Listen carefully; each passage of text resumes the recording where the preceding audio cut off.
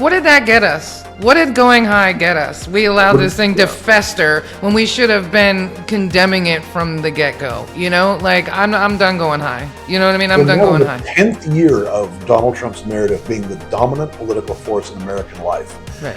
And because we elected to go high on this, and it's worth thinking. This is a really illustrative example, and it's fun sort of going on Michelle Obama. Even she has repented herself. yeah. I'm not really like trying to pick a fight. It was an example of the way that a certain generation of Democrats really were sort of taught to communicate, and their whole theory of the case, right?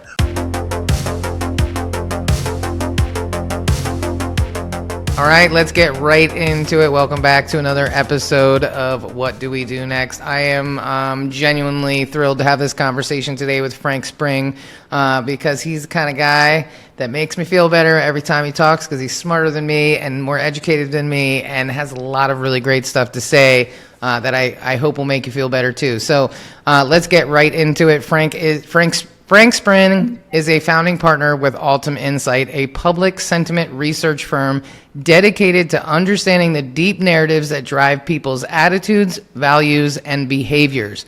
He is also the managing partner and co-founder of Undaunted Ventures and serves as the in-house mad scientist for both Altum and Undaunted.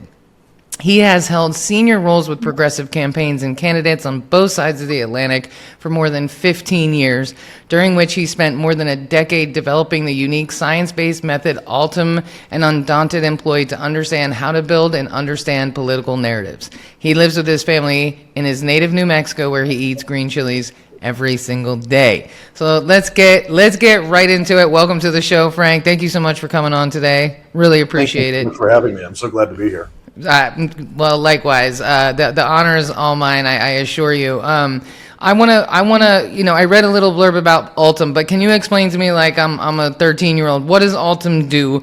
What does that mean exactly? Sure, happy to.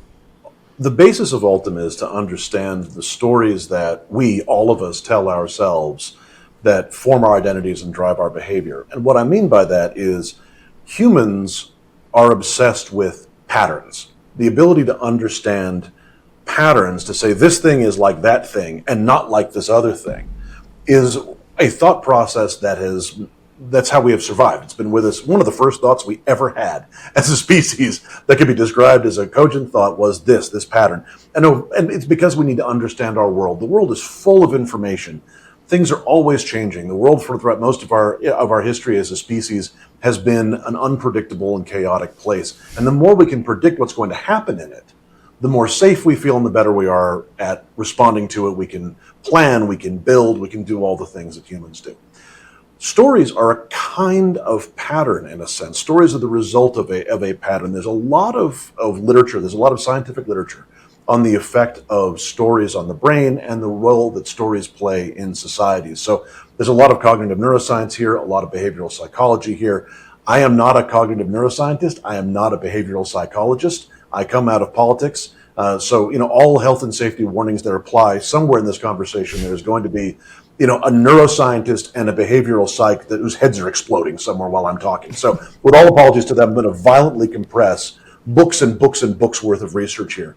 But essentially, the stories that we tell ourselves are ways that we make sense of our role in the world. We've been telling each other stories as a species for almost as long as we've had speech. It's one of our very oldest behaviors. And we use those stories to pass incredibly important information that is contained in the form of a story is much more memorable than information that is simply conveyed as information. If you want someone to remember not to pick up a snake, the stripes of which look a certain way, better to tell them a story about someone who did and was bitten than to just say, hey, don't touch a snake that looks like that.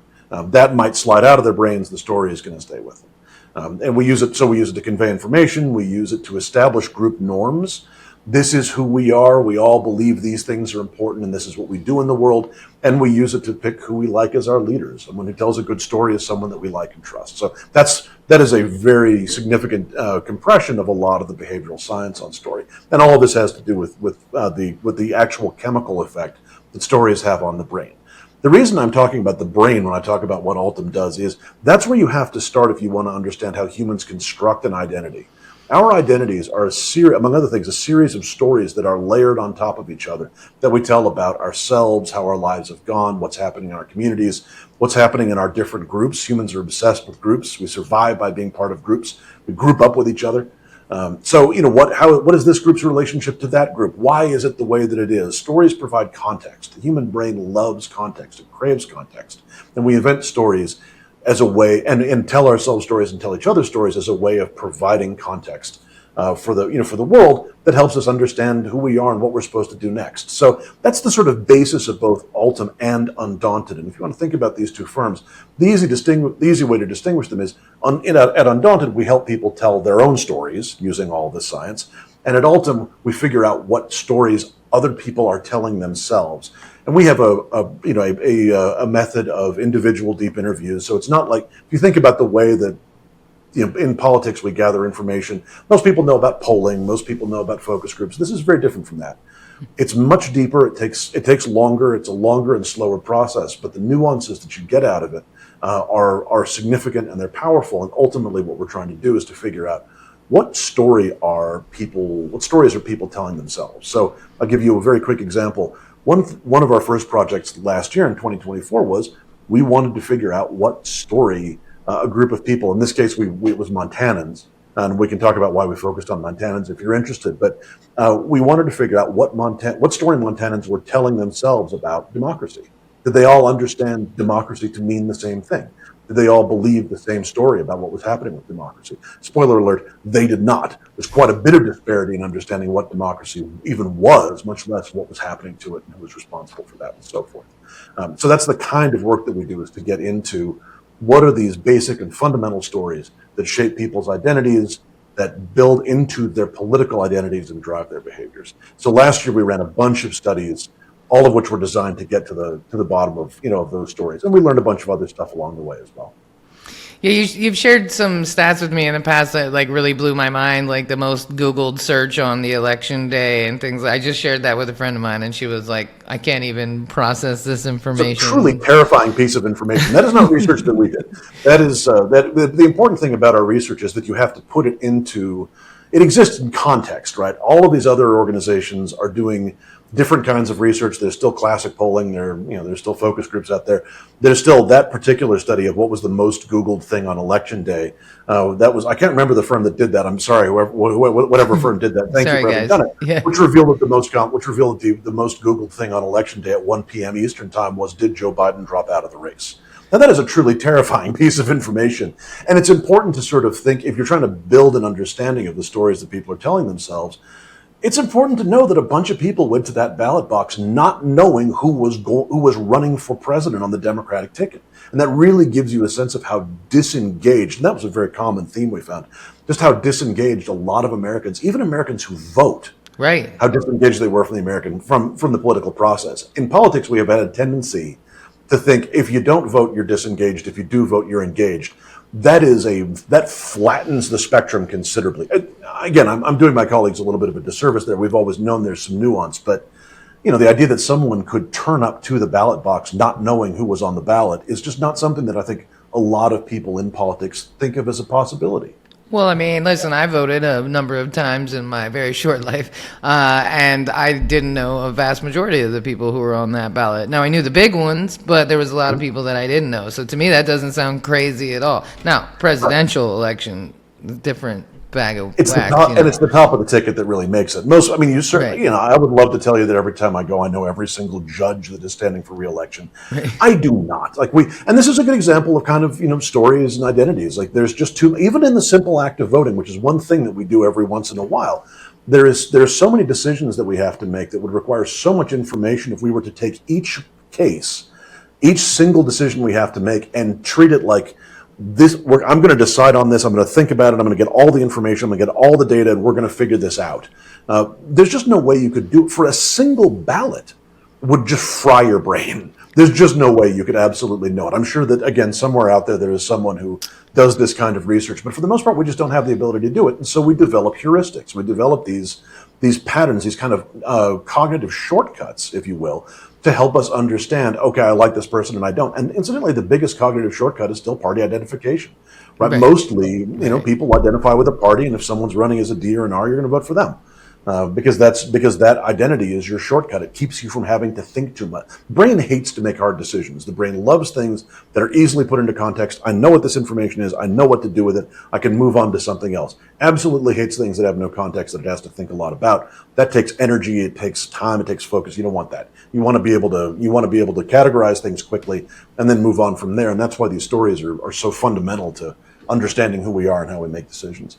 Yeah, I mean, every time I open Photoshop and try to use it, that's how I feel. Like I'm totally overwhelmed. I'm like, can't process. I'm out. I'll stick to Absolutely. Canva. One of the things that you put on the forum for our conversation today that really took me back, and one of the things I'm really excited to chat with you about is just, this current wave of fascism that we're under and that we're all experiencing and how overwhelming it is. And one of the things that you said is that, fascism is a minority movement, that always loses in the end. And just because it's happening now doesn't mean it'll always be this way. And just reading that made me feel better. And so I want to get into that, let's really talk about that, and understanding that this isn't the end. So where does all that come from? Because it feels like the end to me. I get on, in the mornings and it's just like one, every scroll, it's another devastating bit of information. So it really feels like the end, right? A lot of people are really mourning the loss of their country already. And so explain that, Sure, of course. So I want to pick up on a couple of things that you said. First, where does this come from? I am also not a historian of fascism, and there are people for whom that is their vocation. But it's pretty clear that fascist movements, even the sort of the big ones, the ones that we think about, Nazi Germany and Italy, they certainly had their end. Mm-hmm. And those, just because the end of those was precipitated in war, doesn't mean that those would have, in the absence of a great power war, that those regimes would have continued forever. And fascism is a minority movement. It is very hard to sustain over time because ultimately what we found what was true of the Italian fascist government and the German fascist government is, even in the context of a great power war, which should have united everyone against their enemies, they were already tearing each other apart. Much less having to deal with significant and growing amounts of domestic unrest. The idea of fascism and its attachment to sort of one individual figurehead. Really, fascism is in many respects an aesthetic, right? It's about the projection of strength over all other consideration, the absence of conscience, and the threat of violence to suppress political enemies. And the challenge for that is you need to be able to maintain a monopoly of violence in order to maintain a fascist state. And if you are, if the idea is only an ever dwindling group, what tends to happen with fascism is it tends to exclude people. It's not an inclusive political movement. That's the most important thing I think to understand about it is definitionally you will start outgrouping people. Because the whole idea is there's a small group of people who are in some way superior, racially superior, or however you want to cut your superiority. There is a small group of people who are inherently superior, and they deserve everything, and they are the best, and everyone else is just going to have to lump it and be in service to them. And so the other people will be subject to the depredations of the law and not protected by it. There was a good discussion of that, some of that language during the first Trump administration. Who's protected by the law and who is simply subjected to it? And the problem with that is you'll see is you start slicing it thinner and thinner and thinner, and this has always happened within fascist movements. Well, actually, this group of people is out-grouped too. They, it turns out, are bad. This person is not loyal enough. They are bad. This person is not, and you can't sustain that. Eventually, what's going to happen is you're going to have 6 guys in a room together, each of whom are trying to figure out, oh God, I hope I'm not the next guy out. Right. And meanwhile, the rest of your tribe is waiting outside that room, thinking, all right, we're going to kick this down and bring this whole thing to an end. And that's the violent version of the end of that story. There is a peaceful version to the end of this fascist moment in America as well, because American, and I think it's important to understand that is what we are experiencing. There was a lot of storm and drang during the first Trump administration about should we even be using this word. There's still a fair amount of angst about using it now. I don't think there's any point in pretending it. I mean, it is what it is. Look at the way the guy talks. Look at his stupid, wet, damp squib of a parade that he put on, right? Like, this is real fascist stuff. No point in pretending otherwise. But this country has, and we found this in our research all throughout last year, has a deeply ingrained habit of believing in democracy, of believing. What we found was Americans don't understand democracy the same way, but we all believe that you go, you vote, the votes are cast, and those votes are, and the result of that is honored. That is a bone deep habit in this country. And the idea that this particular bunch of ill-intentioned, bumbling fascists will be able to overturn that degree of habit, because habit is incredibly powerful human behavior. It is, I mean, if you want to talk about messing with powers you don't understand, screw with someone's habits. Those things are deep, deep, deep within us. There's simply no reason to believe, I think, that these people were, again, who are already a minority and are driving more people out of their coalition every day, are going to be able to carry this to any kind of conclusion. So I think that this is much more likely to be not just a fascist moment rather than a long fascist period, but potentially quite a short moment, which I want to emphasize does nothing to trivialize the danger or the evil of what it is right now, or the harm that has been done or will be done, because that is all real and true.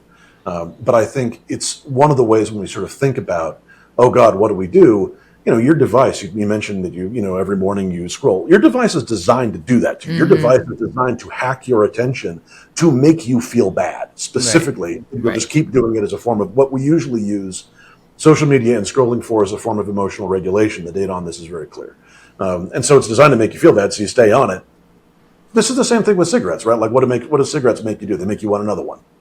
Right, like each cigarette is just one pass to the next one. It's a form of it is in a sense a form of addiction. That's a lot of that science is how we relate to our information ecosystem, and as a result, again, it's designed to make you feel bad. So it's giving you the worst view of everything. The world possible. Yeah. I mean, millions of Americans gathered on Saturday, and again, millions, it's staggering numbers and staggering density in protests that for the most part had the feel of a street festival. Right. Right. All to the point of just saying, this is who we are. This, like, all of us getting along, all of us having a good time together, all of us telling, ICE and this administration to piss off. That's real. That's who we are. That's who we are. And we showed ourselves on Saturday. Like that was like that in that reality out in those streets, those real people doing a real thing together. That is the identity of this country, far more than whatever Trump is saying, whatever his goons are doing. It is real and it is harmful, but that is not the future of the country. That is a desperate past, clinging to whatever fascist dream it once had. And I think this is not going to be a long moment. It's going to be a harmful one, but not a long one. Well, yeah, I mean, even Tucker Carlson is like on the short end of the stick this morning. You know what I mean, and turning on him fast. So I mean, there's a great example of what you're talking about. The other day you said to me that. It really does a great disservice and like dishonor to the people, to the 300,000 plus people who have died, in this administration, not to mention all the people that are suffering, and that like we really don't do them the respect they deserve by burning ourselves out on social media. And that just really stuck with me, I mean, that's why I started this podcast, right? It's just like something else, right? Like maybe other people will hear you talk and like feel like, okay, maybe things aren't as bad as they seem, and we can look forward together, That's right. And there's no shame in feeling grief in this moment. And I think, and you talk about mourning your country, and I think that's right. I think what the process that we are seeing, particularly from people who are, grieving and mourning and feeling like this might be the end, if you didn't conceive of this country as a place where this could happen, there was a sort of narrative, particularly amongst American liberals, that over the last decade, really since Trump came down that escalator, first someone like that couldn't win, right? And when he won, but didn't win the majority, the idea being, well, we will send this guy packing, which we did in 2020, right? He was defeated. Very, very rare for an incumbent American president to be defeated. So, incumbent American president defeated. If he comes back, we will send him away again. That'll be the end of him, and we will show once and for all that America is not this place. It's not a place where this can happen, where a goon like this can be not just chosen once in accident, but chosen twice deliberately. And he was. That narrative proved, that story proved to be false. In fact, America is a place where a goon like this can be elected twice deliberately. And it's okay to feel grief, and to feel grief for the very real and unimaginably damnable human cost from his first administration, and then for what is happening right now. But I think don't mistake that grief for what the country, for what you believe the country to be, for a genuine mourning for a country that has died, because the country that turned out on Saturday to say, actually, we are here together. Right. We want, we believe in each other. We believe in building a place where we can all basically be okay and be good with each other and often to each other. That's sort of that expression of America. That story is still live. An imperfect place struggling toward its potential is a live story for America, and you can still see that story. You can still believe in it. I mean, it was definitely really impressive, like being in Costa Rica, looking at all the, the protests on Saturday. And even in Costa Rica, like one of the guys around the lake had a little in his driveway, for all 14 liberals that live around the lake or whatever. It's just not that many people, or gringos for that matter. But it did give me some inspiration, especially on the morning of such a horrible bit of news, something you said to me the other day. You said, it's just a matter of deciding what you're willing to lose. And man, rest in peace to that woman that was killed. I was watching some of her clips, and she really fought for her state to get. Mm-hmm. I mean, she had like tears in her eyes in one of the last hearings, and so that's a woman who really, really cared. And so, let's talk about that a little bit. I have, in my life, I've been fortunate enough to be the minority in a lot of different ways. And so, I've learned about allyship because I got it wrong a whole bunch of times. And then I think I might have a slightly better understanding of what that means than I used to. And to me, it's like losing something when no one's around. You know what I mean? It's like losing something in those rooms where maybe that person you're fighting for will never even know about it. But you're going to lose something because of it, and it's the all white rooms, the family, hangouts, the, whatever it might be. And so, yeah, let's talk about that a little bit.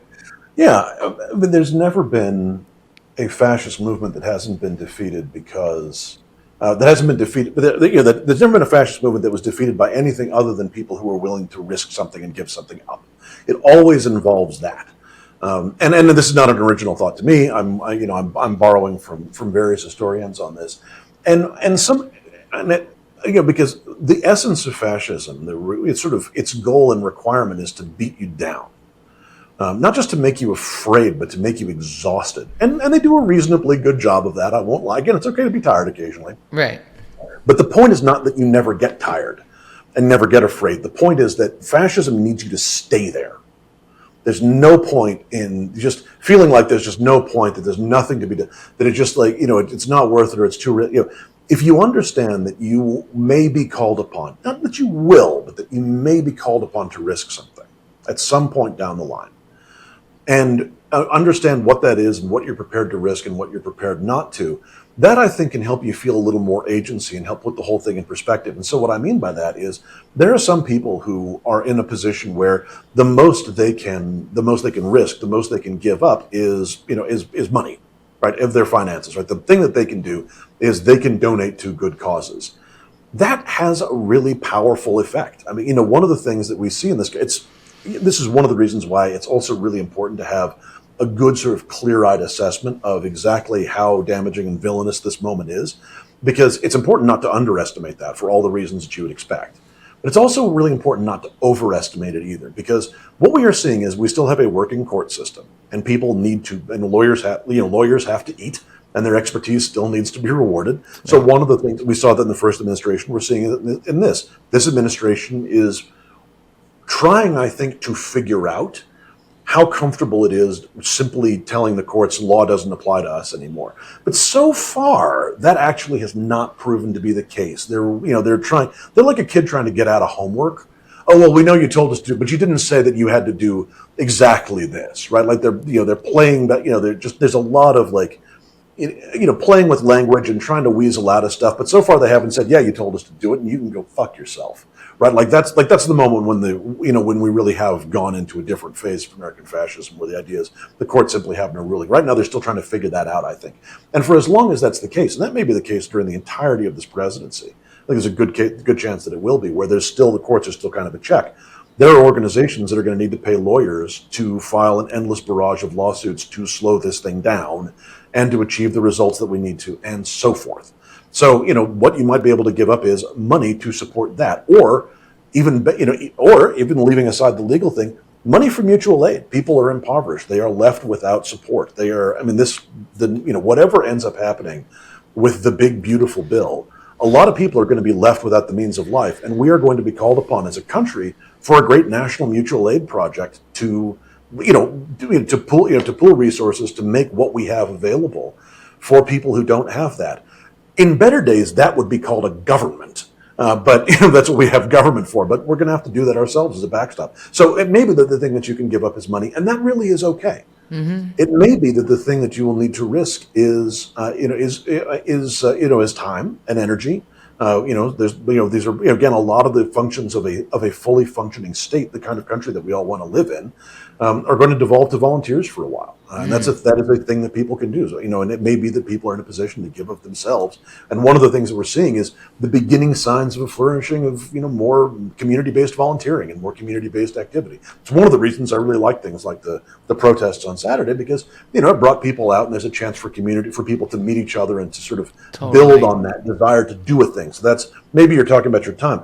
Moving into the more sort of serious risks, you may risk your freedom, and some people are in a position to do that, and that is an incredible act of heroism. And I don't mean you're going to spend 20 years in prison here, but you may get to. I mean, it's we saw that today with New York's comptroller Lander. I mean, his freedom is the guy was arrested, by people who, incidentally, and this is one of the things about ICE. There's no sign that any of those guys were cops. There's not a badge, not an identifying mark on them. If you just saw that picture without context, it would look like a mayoral candidate was being kidnapped by thugs, which is what those guys are. They are, yeah. And now his period without his freedom is going to be pretty short. Right. And incidentally, that kind of stuff, arresting New York mayoral candidates, is what you do when your movement is falling apart, right, and you're desperately trying to cling to power, not what you do at the front end. Agreed. When you've got power, you don't do crazy things like that. So his freedom is going to be abridged very briefly. There are going to be people who are going to spend, weeks, months. I would be surprised if people end up spending years in prison for some of the acts of resistance, but that's a possibility. Freedom, physical safety. There are going to be some people who have already taken non-lethal rounds. People are going to get tear gas, and people are going to take nightsticks. And not everyone is in a position to risk that. Yeah. And that can mean being in a protest. That could also mean, risking freedom or safety could also mean taking in a migrant or refugee or someone who is moving, right? Like someone who needs temporary shelter. And the thing that I'm asking everyone to do, and then there are people who are ultimately going to risk their lives. I point out that that is usually the last stop of the fascist train, and it's not clear to me that this train is going to arrive at that station in any large scale way, but it very well could. And that's a hard thing to ask anyone to even contemplate doing. But I think the important thing for listeners and for anyone else who's trying to figure out what to do at this moment is to think through, when the moment comes, what is the thing that I am prepared to give up that will make me that will make me uncomfortable? Because it's not, whatever it is, it's not going to be easy. If you're giving up money, it's not going to be $20. It's going to be so much that you're like, man, that hurts. That hurts. There's something exactly. I wanted to do that something I wanted to do that I can't. If you're talking about giving up your time, it's not going to be, I can give up, half an hour, once for a month. Right, it's going to be something. It's going to be giving up something that, like, time that hurts. You're going to be made uncomfortable. At the very least, you're going to be made uncomfortable, and that's okay, because what they are dependent upon is you will prefer your comfort to your freedom. That fascism depends on that, and if it doesn't get that out of you, it can't succeed. Yeah, that reminds me of Longcash and the hunger strikers in Ireland when they were protesting the Troubles, and those guys literally starved to death. They starved to death in prison. They stopped eating, and they starved to death, and that was the beginning of the end of that whole situation. And I think about those guys quite often because I'm very Irish, and it's like, man, what a sacrifice to make, to willingly stop eating, to Absolutely. Starve yourself. It is a hard and gruesome way to go, and that is, that type of selected martyrdom, is like, that is out with, I think, what is going to ever be expected of certainly most of the people who are listening to this podcast. There may be people who choose to do that, and there have been people who chose to. There have been, self-martyrdom is something that happened during the Vietnam War. Right. There have been periods of turmoil. There are people who choose that path. I think for most people, that is a step that they're not going to consider. And the thing is, just because you're not doing something grand or heroic, Yes. And just because you're not doing something today doesn't mean the moment isn't going to come. But think about how much discomfort and what kind of discomfort you can bear. Because when you have thought about it, when you accept that at some point I'm going to have to give up something that, God, I really wish I didn't have to, in order to get us through this moment, it's going to make it easier when the moment actually comes. Ooh, I amen to that. You know, I think a lot of really well-intended and good people right now are really struggling with giving up their relationship with their parents. Every person I know is really struggling with that, myself included.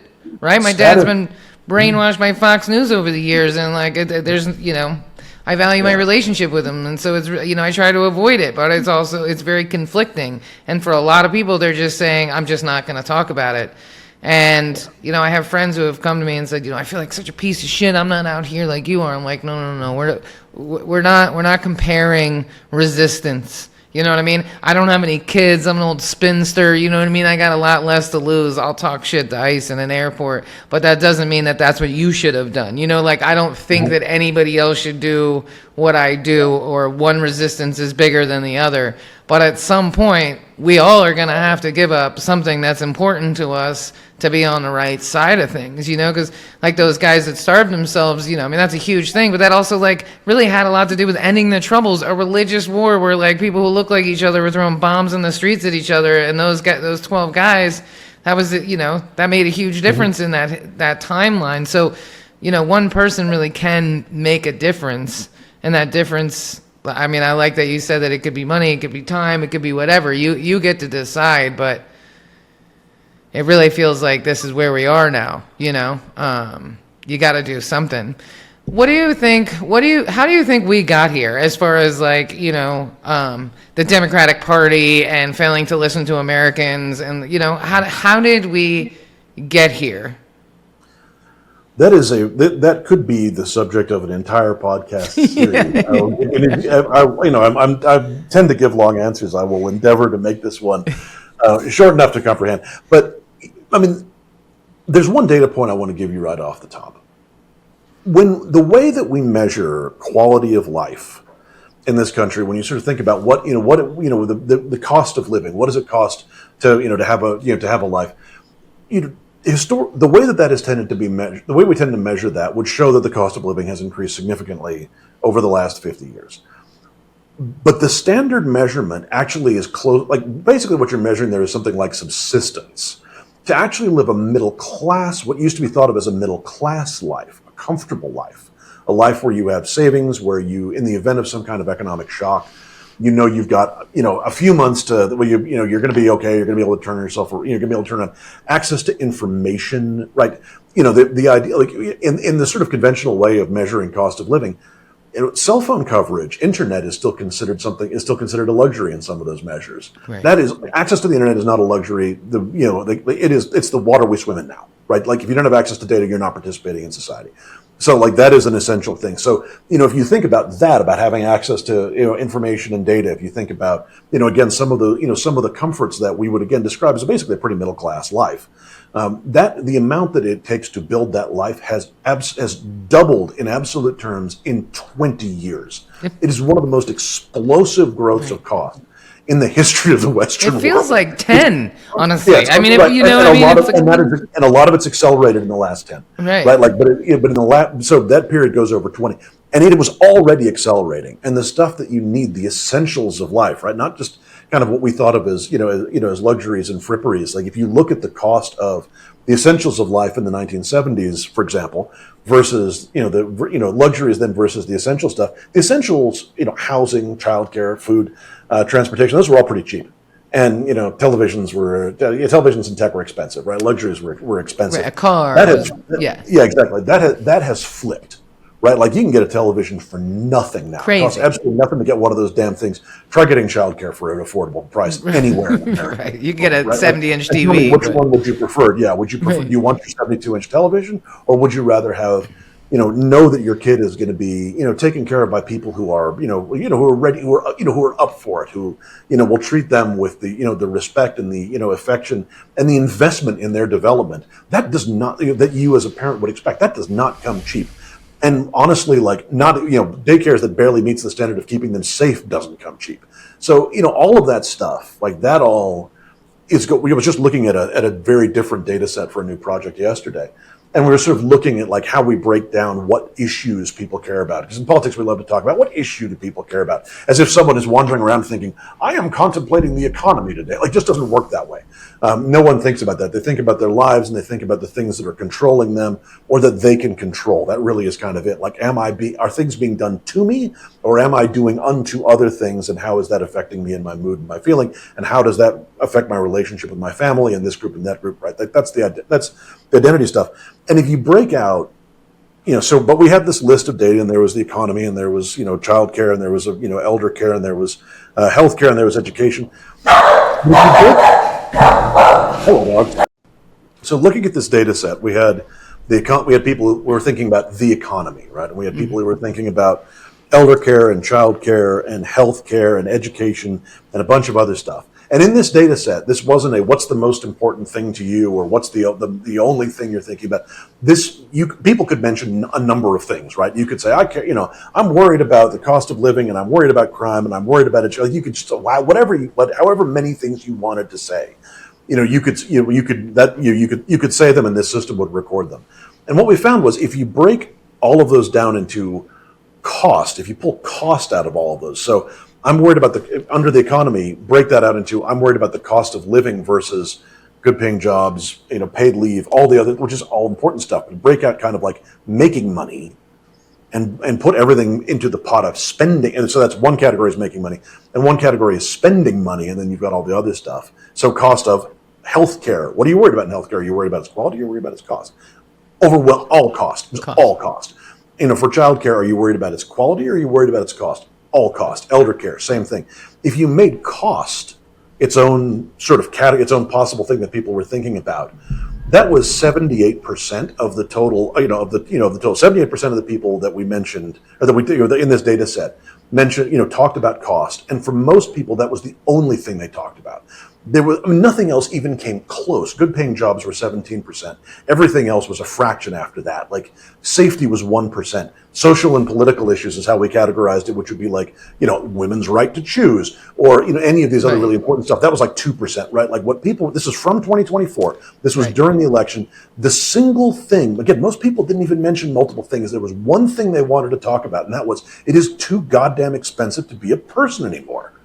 And that's been getting worse since the 1970s. And yeah, we're not getting paid enough. People aren't getting paid enough. But the real challenge there is the cost of being a human being. It costs too much to live, and it doesn't pay enough to work. If you really want to get down to it, what people are really feeling is the cost more than the not making enough. Although those are two things that work together. And the challenge has been accelerating and getting worse through, again, since the 1970s, and especially since the early 2000s, and particularly over the last 10 or 15 years. And that has continued through Democratic administrations, through Republican administrations. And the problem for the Democratic Party in particular here is we have simply missed the extent to which anyone who is in power, anyone who is part of the governing party, anyone who governs during this considerable worsening of circumstances. And it's very important to understand how much that cost of being able to build a stable life affects the American dream, right? People don't know what to tell their children about how to build a safe and secure life. If you want to see deranged behavior from societies, take away their ability to tell their children a story they're confident in about what it takes to build a good life, and you will see people do some very odd things, which is kind of where we are. As a party, what we have missed is the extent to which anyone who is in power or complicit in defending that system is going to be on the outs with the American people, and is going to be seen as outgrouped and other. And we saw that very consistently last year. It wasn't that voters didn't like the Democratic Party, because actually a lot of them did, even people who didn't vote for it. So for the most part, we were seen as being fairly inoffensive. The problem is we weren't seen as being relevant at all, because we weren't talking about the thing that they were talking about, which was cost, but also what do you do about it? What happens here? We, as a party, we have believed in rational government, and there's a whole story about how that came about. But we have, for our story in the last 15 years has been, we're going to restore rationality to government. We're going to govern rationally. We're going to govern civilly. We're going to be smart about how we govern, and we're going to patch this thing up, and we're going to get the economy back up and running again, and we're going to get people back into the middle class. For a country for whom that rings more and more hollow with each passing year, and a younger generation the sort of young millennials and Gen Z, the Zoomers, who have never known a country where that middle class was an attainable goal. There's just never lived in that reality. And so the idea of saying, well, we're going to slap a patch on it through these policies, we are the party that offers patches in a time of revolution. And what will happen is it will get you ignored and that'll get you laughed at, but it will not get you voted for. Man. Amen to that. Yeah. And it's fixable, is the thing. We can fix this. We can fix it tomorrow. So this is why I have actually real optimism, not just for the party, but for the country. How do we fix it? You say that so confidently, Frank. How do we fix this? I mean, there are kind of a couple of, I'm going to give you the political answer to that. Because the thing is, we have policy answers on how you do a lot of this stuff. Right, how you bring down home prices, and how. Now, actually, I'll give you an example from one of the panels we worked with last year. One of the panels that we talked to was a bunch of Gen Z folks in the West, and that was one of my favorite studies that we did. They were hilarious and wonderful, and just I really enjoyed listening to them and kind of listening to their thought process. And we asked them one of the things we did was we tested what they thought government was for. Right, what is the purpose of government? Like, what is it doing here? And you wouldn't ask someone that point blank, because no one goes around thinking about, this is what government is for and this is what it's not for. That's not a formed thought. I mean, I work in politics. I don't go around with that formed thought in my head all the time, right? It's just not a normal way to be. So we would talk to them about different issues. Well, what do you think government should do about this? What shouldn't it do? What's too much? What's too little?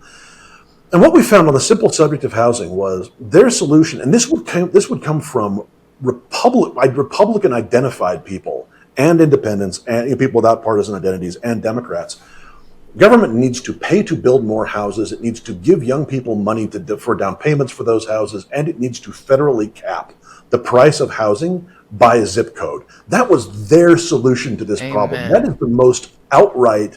There's nothing. It's kind of it's borderline economic authoritarianism, and the Republicans were calling for this.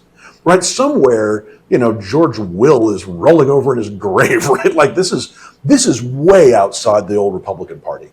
And what we are seeing in public sentiment research is Americans generally believe government should do more.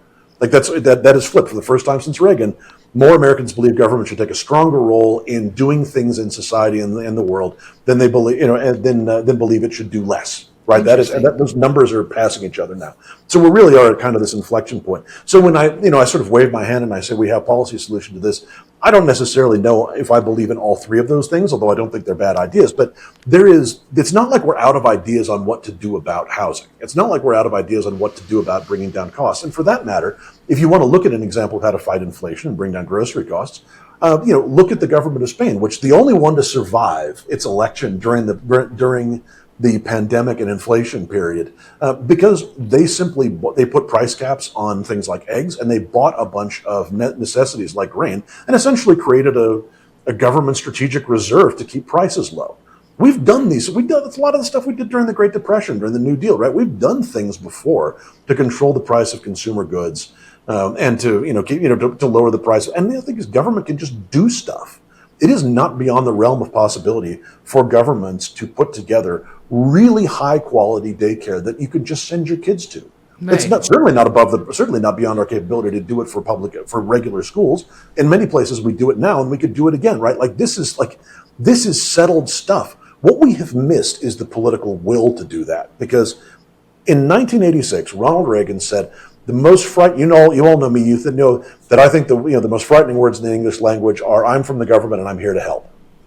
And that was not the beginning of the Reagan Revolution. It was already well underway by that time, but that was its codification. That was the moment when we as a country really turned away from the Roosevelt political compact, the Franklin Roosevelt notion of what America was, which was government is the instrument of the people, and it is the primary means of expressing our collective agency and achieving the ends that we want to. Like, if you age out of the workforce, you shouldn't be impoverished. Social Security. If you are infirm in your old age, as everyone will be in some way at some point, right? That's the nature of things. If you're lucky enough to get there, it happens, right? Right. Medicare, which is not a Roosevelt thing, became later, but was part of the political compact. Medicaid. We don't want poor people to get sick. that is being examined and being whittled away at and has been for 30 years. But the principle of Medicaid is, all this public education. We think it's right that, that everyone should have an education, that you should be able, that is a core right. You see this in state constitutions. Virginia, it's, right to a good education is a constitutional right in the Constitution of Virginia. And it happens all over the country. So, government as this expression of people's will was kind of how we operated as those were the parameters for how to govern from Roosevelt really up until the advent of Reagan, which again he codified in 1986. And ever since then, we have been whittling back on, okay, what's the least government can do? What is we're going to have to do less and less and less. And even as Democrats, and I was part of this, our energy in the 2000s was, we can use these public-private partnerships. We can use private sector and government working together. The efficiency of the private sector and the good, the public interest of the government. We're going to build good things together. And there are cases where that can be successful. But for the most part, if you have a public good that everyone's going to need, like education, health, childcare, transportation, housing, and all of this stuff, if you are going to need government to take some kind of role in making sure that it is provided at a price that everyone can afford. Because if you leave it up, because we've left it up to the private sector, and we saw how that went. Man, oh man, yeah, I mean, that really just kind of gets my brain spinning for sure. I think, listening to you talk, it makes me think at some point there was a point where corporations began fighting government, right? Like the Reagan years, and it's like, hey, stay out of my stuff because the government's regulating them and limiting their ability to make money. And it's like, and this is a very uneducated standpoint, but, I think now, I think about this a lot. I think about the advent of Karens and people just losing their shit over simple things.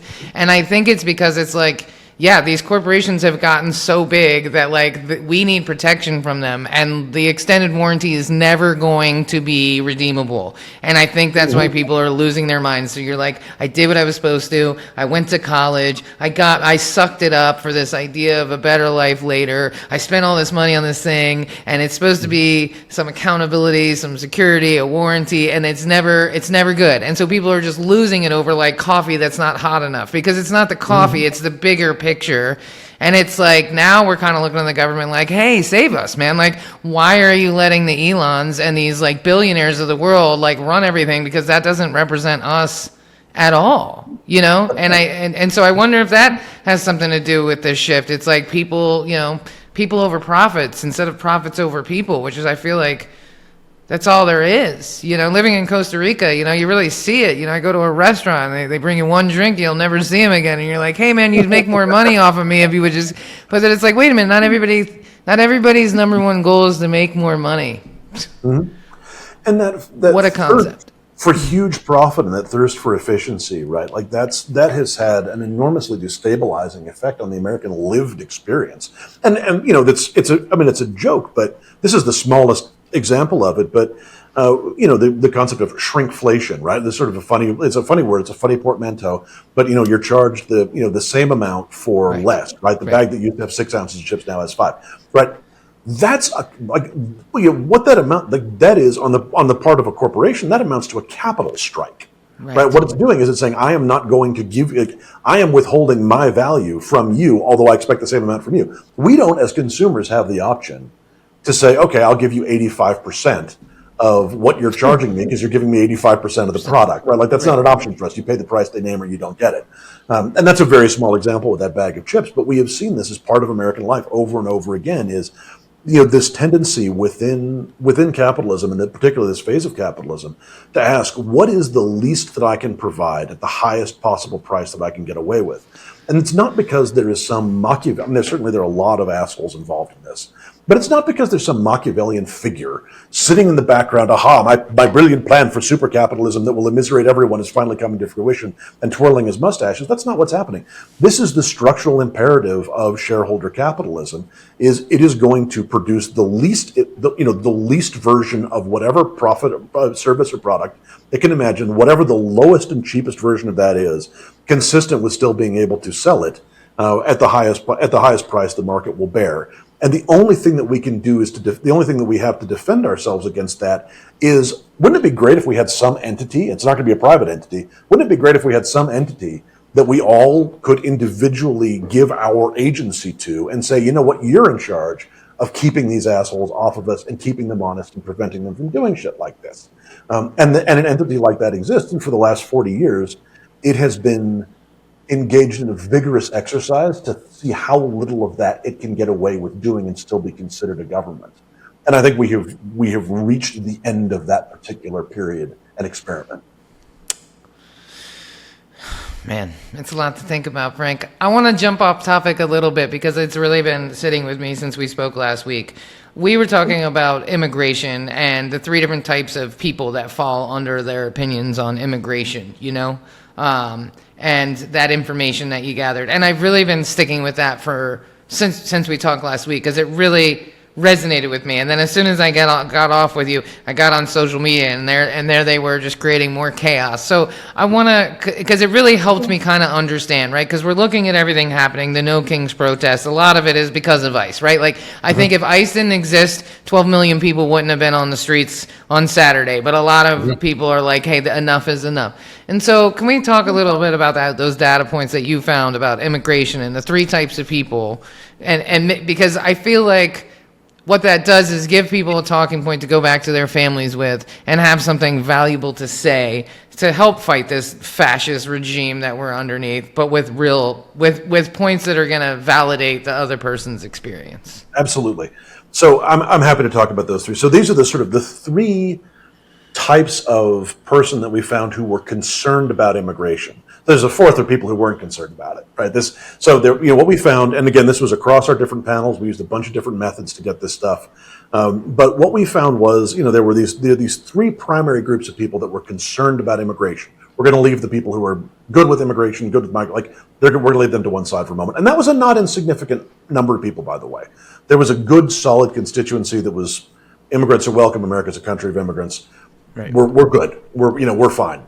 So we're going to leave them to one side. For people that were worried about it, they were almost exclusively worried about the southern border, and they're concerned. And they sort of fell into the three groups. The first, which we found mostly among people who had very intact Republican identities, was and this is not to say this is true for all Republicans, but of these people, they were almost all Republicans who were basically anti-migrant. They were, we do not, these people are coming here and they are bad people coming to do bad things, and we need to round them up and get rid of them. That was actually a fairly small group of people who held that belief, but they were nonetheless there, super against migrants, super against immigration.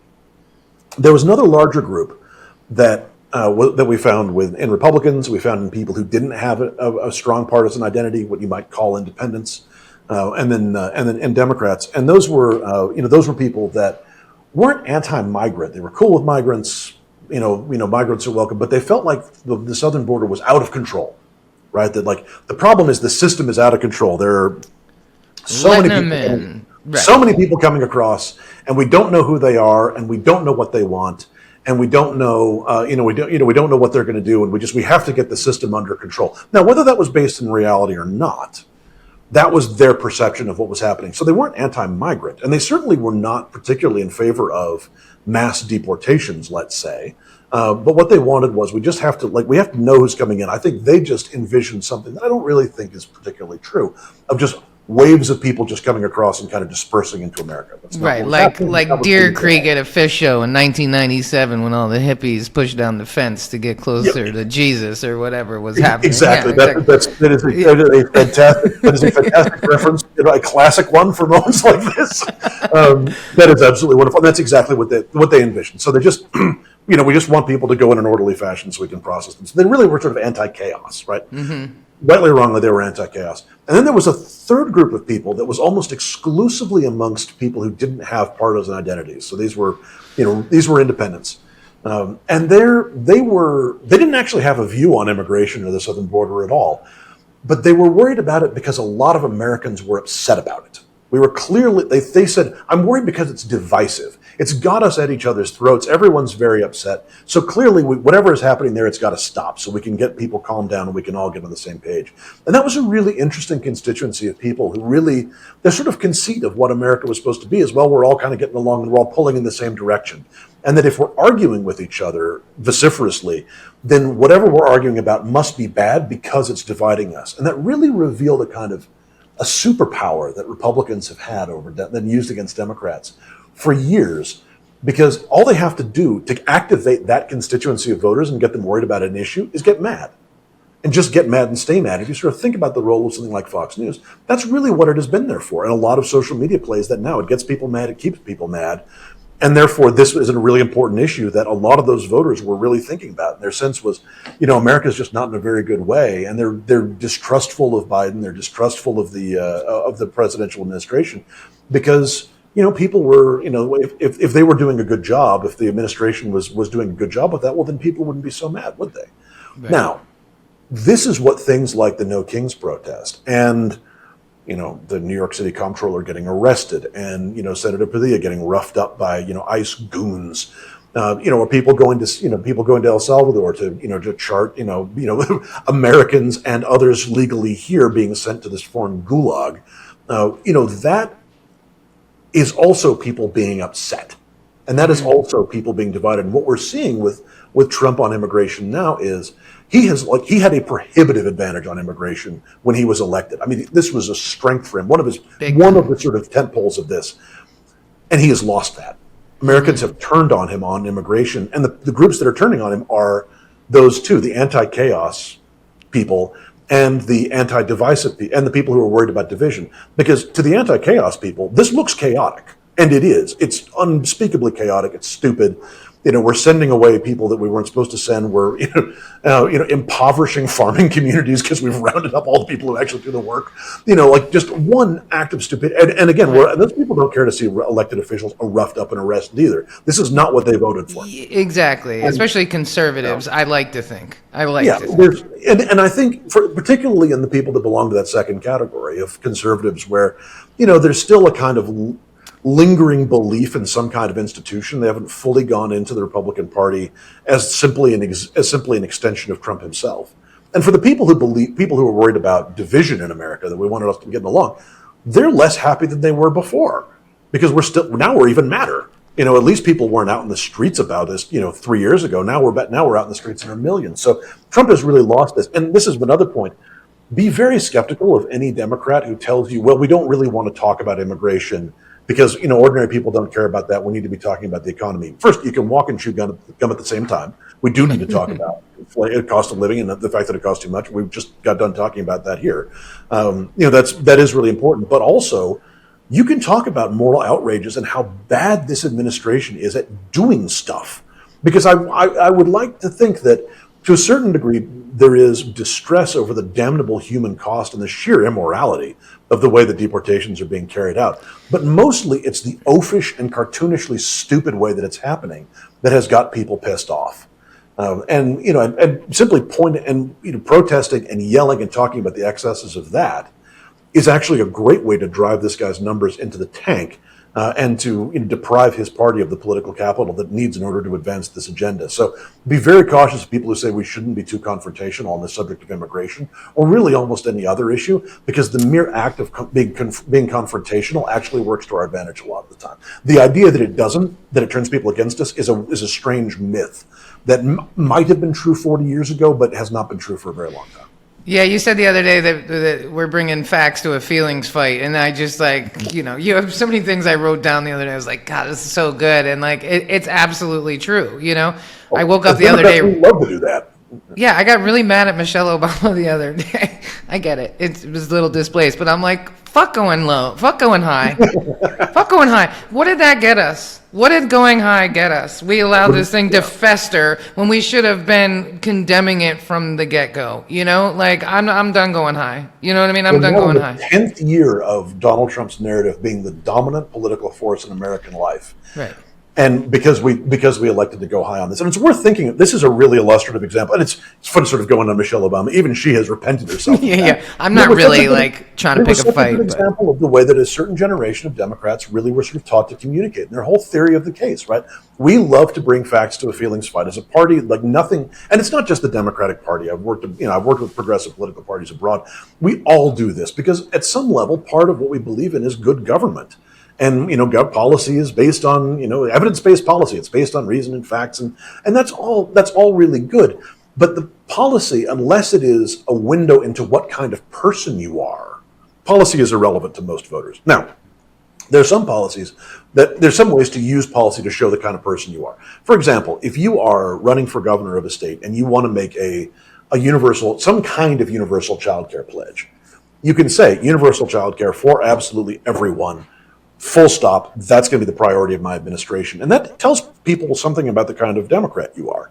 Or you could say, well, we're going to means test it. And we're going to have, so some people are going to get it, but some people aren't. And basically, that's going to say that you're a different kind of Democrat. Now, you're both for universal health care, but one of you is universal means universal, everyone gets it, period, full stop. The other one is everyone's going to fill out a lot of paperwork, and some of you are going to get it and some of you aren't, but mostly we're going to make you fill out forms before you can do this. It's like growing up in an Irish Catholic family. It's very similar, you know what I mean? Tell me more about that. How is it like growing up in an You have to fill out a lot of forms. You got to fight for it, man. You got to fight. There's no unconditional love. It's very conditional. There's a lot of forms. Yeah, exactly. And so Democrats are kind of that's a grim testament to the cultural tradition of both Irish Catholicism and the Democratic Party. And so you can use a policy to show what kind of person you are in both of those ways. But for the most part, bringing facts to a feelings fight. Politics is about identity. It's about how you make people feel. And Democrats love to lead with our policies. Lead with who you are. Lead with what you care about. Build a rapport between yourself and the voter on that basis. And then they'll actually let you disagree with them on policy. I mean, there are so many people when you've had these sort of big galvanic moments where a political compact has happened. People voted for Roosevelt, even if they didn't necessarily agree with absolutely everything he was saying. They felt like he understood the situation. They got him. They knew they got him, and they felt like he understood them.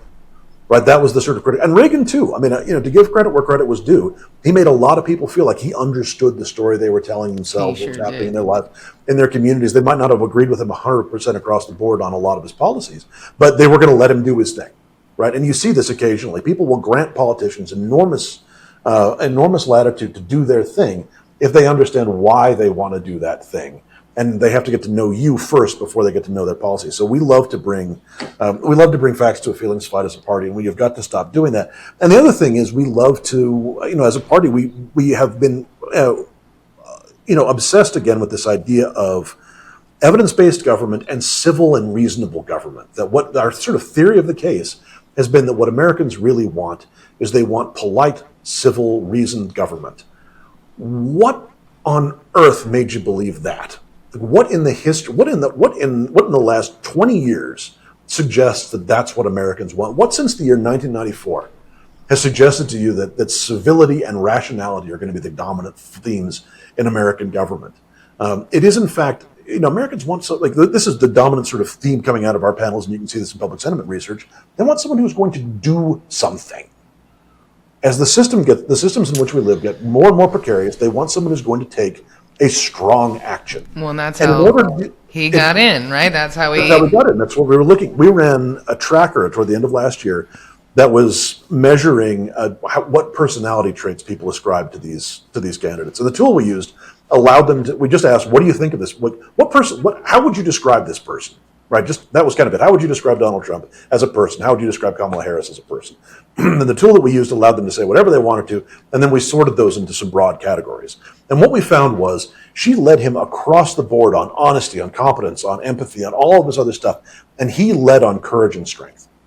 And he had that was the one spike that we saw was he was always ahead of her on courage and strength, and that's what people were looking for. They were looking for someone who was brave enough and strong enough to do. Now, the idea that somehow Donald Trump, the softest man who's ever been president, is more courageous and stronger than Kamala Harris is a completely ridiculous notion, but that was what he projected versus what we were projecting there. This notion that, the way that there's a generation of Democrats to talk that is, we're going to be high-minded and reasonable. And I think as a party, that fever is really breaking now. I think we're starting to leaving that. But you could see that in what Michelle Obama said. We don't have to engage in this gutter stuff. We have to meet a conversation at the level that it deserves. That really is it. Like, if you want to look at one group of people that I think has been really good about understanding how to talk politics during this period, it's people who are super into college football. Because that is a fandom that is used to people at their most unreasonable and deranged. And you can't reason with college football fans. All you can do is laugh at the right stuff in the right way. When all you can do is make fun of it. That's the only thing you can possibly do. And this is kind of it. Like, as a party, I think we're getting better at that. It's like you can fight this stuff and you can get mad about it, and we should. But also, you can laugh at a lot of this stuff because these people aren't good at stuff. They're bad. They don't think things through. They're disorganized. A lot of them are outright stupid. And it is a shame, but it's also hilarious. And, so we can, that's tonally where we need to be with this stuff, because otherwise we're just elevating it. I mean, who's going to look like, we spent 8 years pointing to Donald Trump and being like, I beg of you people not to take this orange clown as a threat. Please take him seriously. You have to take him seriously. And we saw how far we got it. We saw how far we got that got us, as opposed to being like, dude, what a ridiculous clown this guy is. Right. Exactly. So Frank, before we wrap up, and we've talked about this before, we're definitely going to have you back again because there's so many things that we could talk about. But before we wrap up, in regards to like this isn't the end, and that fascism always has an end, what do you want to leave people with after listening to this interview? What would be your biggest message you'd like to leave them with? Sure. I'm going to go back to what I said at the top here. It is okay to grieve a vision of an America where this was not possible. It's okay to grieve that. Do not mistake this. Please do not mistake that for the death of the American experiment that is still very much alive and well. America is based on a nearly unprecedented decision within its cultural context. A nearly unprecedented decision by a bunch of people who had an enormous amount, who had all the power in the country, rested within a small group of people. And we debate the legacy of the founders, and that is important and deserved, because we're not committing an act of hagiography here. But if you can point to one thing they did really well, it was to say, we have a lot of power and influence here, and the important thing is we're going to have to share that. And we're going to have to find a way to share that. And we're going to acknowledge that the system that we built to share it is not going to be perfect. And it's going to have to be improved over time. That experiment, and it's worth remembering, the first time they tried it failed. We don't talk nearly enough about the fact that there's this interregnum of a decade in which the first version of America just had to be scrapped. It worked so badly under the Articles of Confederation. America's birthday is in 1776. It's 1787. 1776 is when we decided what we were not. 1787 is when we decided what we were going to be. We fought civil wars over that. We've had these galvanic moments of civil unrest as we try and extend the promise of that moment to every American, because we took them at their word. We're holding them to that promise. This is a place where we share power. That experiment is not dead. Just because we're going through a fascist moment doesn't mean that has come to an end. We are still fucking in process. So stay in it, keep yourself healthy. Stay in it, keep yourself healthy. Stay. I'm going to borrow from a college football coach here. Stay present, stay grateful, keep doing hard things, and we really will get through this together. I love that. Stay grateful and stay doing hard things. Amen, Frank. Well, thank you for coming on the podcast today, for sharing all your wisdom and experience and information with me. I really appreciate it. I hope that people find a silver lining and a little glimmer of hope from this conversation like I have. This is a third conversation we've had, and I always feel better afterwards, and I quote you with other people I talk to, and hopefully that's where people can come, the conclusion people can come to as well. And that's why I wanted to throw that bit in about immigration, because sometimes it's easy to look at people that voted for Trump and think, how could you want to rip babies from their mother's arm? Like, how could you want that? But I think that, the truth is they didn't want that, right? And they just didn't want the chaos. Not that we're excusing them, but then if we can just then focus on that and try to correct some of this bad information they have about this open border and all of this stuff, and focus on that, and find the common ground, and maybe it's a little easier it's a little harder to hate that person as much if you can understand that they didn't necessarily want babies being ripped from their arms. They just don't like the chaos of it.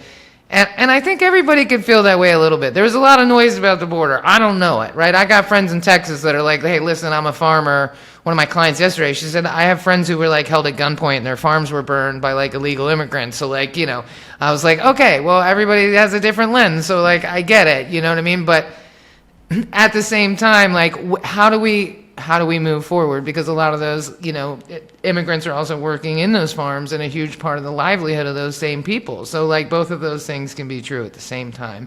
That's absolutely right.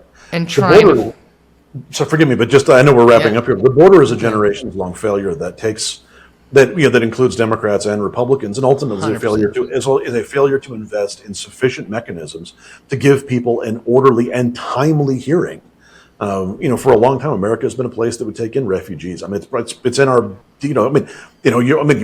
we're sort of talking about your Irish Catholicism, and podcasting famously a visual medium. No one can see my hair color, but you'll know me for Irish if you ever see me. Right. Those were as much refugees as anyone. That's part of our DNA, and we have. A lot of this is simply an institutional failure to properly build the systems that we needed to process people in a timely fashion, right? That really is kind of what it comes down to. It's a failure of investment, and that we have patched over time after time, and finally the system began to really groan and strain as systems do. It's not that there are simply no problems on there's simply no problems on the southern border, but it was never as bad as it was made out to be. And it certainly was never the image that it was projected, this onslaught. Was simply not accurate. And one of the things, incidentally, one of the reasons why I think in the short term, and again, I'm extremely bullish, I meant everything that I said, in the short term, things are going to get worse. There's no point in trivializing that. One of the biggest problems was the centerpiece of the Trump administration's policy on immigration is this belief that there's a huge number of undocumented migrants who are easily found, who are conducting criminal activity or otherwise enjoying huge state subsidies to their lifestyle. Those people just don't fucking exist. Right. And so what you have here is, if anyone's ever worked in a corporation where upper management has unreasonable and impossible expectations of lower management and the working people, that is what is happening right now. This is Stephen Miller gathering the leads of ICE and screaming at them because they are not deporting enough people. More people were deported under Biden per day than are being deported under Trump. I don't consider that a point of pride for Biden, by the way, but that's what's happening. And as a result, it's going to get worse and weirder as they are so desperate to get people turfed out. That they'll kind of round up anyone. So this is going to get worse. But the thing to remember is, most Americans, to your point, and I just want to echo this, as impossible as it seems, because the guy has always talked like this, and it's strange for people who've watched him and like, I know what this guy's going to do if he gets into office. We saw it the first time, right? Family separations. If there's any justice in the world, someday there will be a museum in McLean, Texas, that will recount the crime against humanity that was perpetrated in the form of family separations during the first Trump administration, and will recount the genuine heroism of the people who risked an enormous amount to bring that policy to a close. But we knew he did that. We knew he'd pull some shit like that this time, and yet it is still 100% possible for people to have voted for him, not thinking that was going to happen. Think about all those people who turned up on election day not knowing Joe Biden wasn't going to be on the ballot, and understand, like, we got to meet people where they are. If they're mad at him now, we'll take him as they find him, and we're going to build something better together. That, if I say anything else, I'm just going to mess it all up. That is a perfect place to end on. Frank, thank you so much for your time. I really appreciate the hope that you give me every time I talk to you, and I appreciate all the hard work that you're doing to provide some clarity and some common ground for all of us. So thank you for your time today. Thank you. It was a great pleasure. And where can people find you? I know you have a Substack, which I subscribed to this morning. Thank you very much, Molly. I have a Substack called Disorder Up, where I blog sporadically, and you can also see me post even less frequent, maybe a touch more frequently on Blue Sky at Frank A. Spring, all one word, at Blue Sky. And we will make sure to put all of those links in the show notes so people can access them very easily. Thank you for tuning in to What Do We Do Next. Please consider leaving us a review on iTunes. I hate that, but whatever. It actually makes a difference. Join the Substack, subscribe for free, share it with a friend. My cousin texted me last week and said, Molly, I just found your podcast on Substack, and me and my mom are listening to it. And I was like, I guess I'm not marketing this well enough if my cousin didn't know.